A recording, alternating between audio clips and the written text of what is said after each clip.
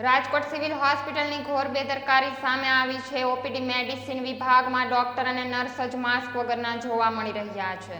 રાજકોટ શહેરમાં કોરોનાનો કહેર દિન પ્રતિદિન વધી રહ્યો છે, ત્યારે રાજકોટની સિવિલ હોસ્પિટલમાં કોરોના પોઝિટિવ દર્દીઓને પણ સારવાર માટે રાખવામાં આવી રહ્યા છે, પરંતુ તંત્ર દ્વારા હોસ્પિટલમાં સુવિધાના નામે મીંડું હોવાનું નજરે પડે છે।